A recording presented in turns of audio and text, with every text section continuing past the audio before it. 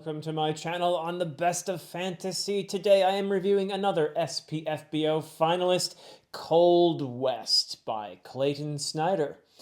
In Cold West we have a weird western. It is really actually pretty grimdark, and it also reminds me in many ways, it's the closest thing that I personally have to compare it to, of the Dark Tower series, but especially the first book, The Gunslinger, where the emphasis is on the bleakness and the strangeness, the weirdness of it all, where the emotions are black and white, no color, and where the world is moving on. It's a post-apocalyptic setting we have here, a gritty, highly atmospheric world of survival where you choose your loyalties carefully and where you shoot first and ask questions later, if at all.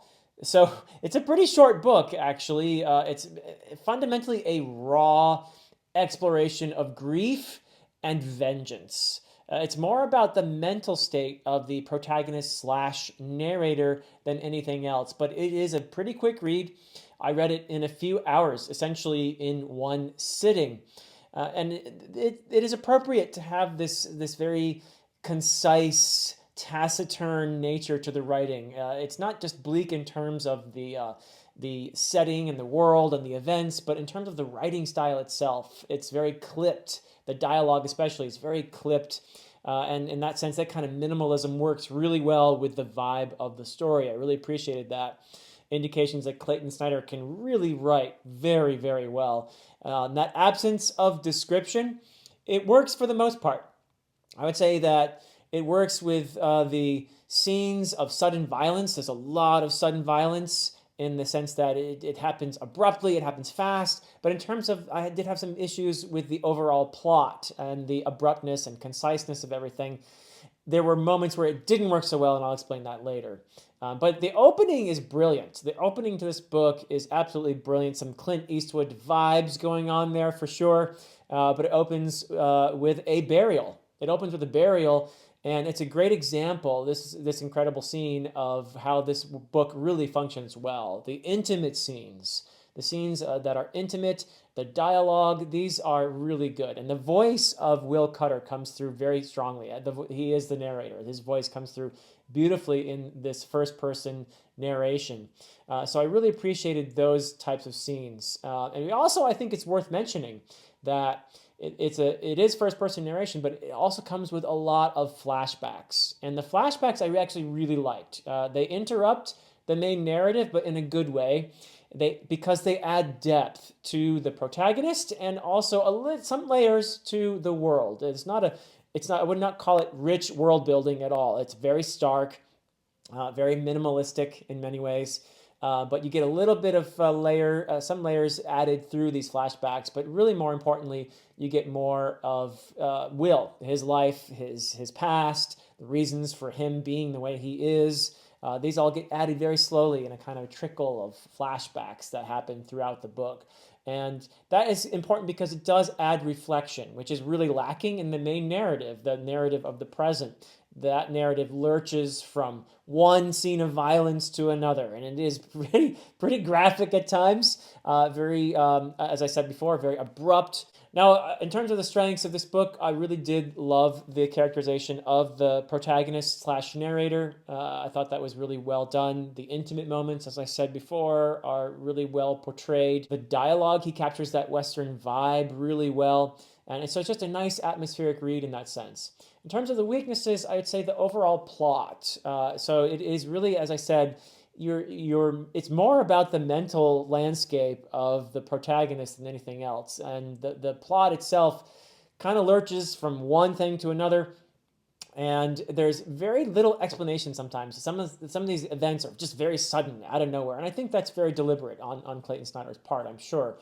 And sometimes I felt like it was working for me. Other times I felt like it was sort of like that scene in Monty Python and the Holy Grail, where an army turns up out of nowhere and then soon disappears again. There were moments that felt a little bit like, wait, huh? And so those didn't always work for me as well.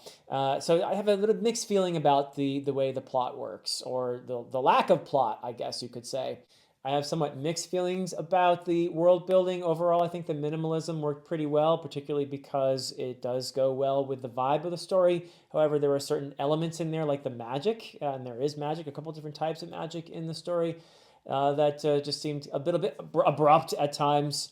And I was learning about the magic as it happened on page, for the most part.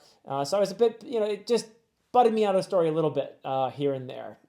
So I was a little bit hit or miss on the ambiguity as well. There's a fair amount of ambiguity, especially as the story progresses, as to what may actually really be happening here.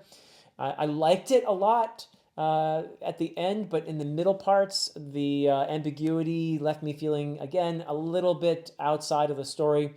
And for the most part, I also think that the bleakness of this, the amorality of the story, is something that could work for the right reader. For many people, it will be off-putting, I think. The issue, I think, for me was that I did not feel a ton of connection to the characters, and part of that was because of the amorality. I mean, these people are just surviving. They're in a world where you survive or you die, and people are going to die, and so you don't feel very attached to them. You avoid attachment to characters. You think they might be dead in a couple pages here, so I'm not going to get too attached to these characters. And that, if you're somebody who likes to be attached to your characters, this probably would be a difficult read in that sense. But if you're somebody who really enjoys a really bleak and gritty world where morality is kind of just thrown out the window because you're too busy trying to survive, well, you might really enjoy this read a lot. So for me, in terms of the rating, I do have to rate these books because of they're finalists for SPFBO. And for me, I'll explain my rating. It's 1 to 2 is a book that's just so deeply flawed. And 3 to 4 is, yeah, it's pretty flawed, but I can see where it could be redeemable. And then a 5 to 6 is a book that I think is really quite good, and probably could be a bit more polished, but it really does some great things. And a 7 to 8 is a book that really impressed me, like really impressed me in some ways. And then a 9 to 10 is a brand new favorite to go with my very favorite books I've ever read. So for me, Cold West is a very solid 7.5, a 7.5, which means that it did impress me. The intimate scenes, the atmosphere, that stuff was really, really brilliantly done.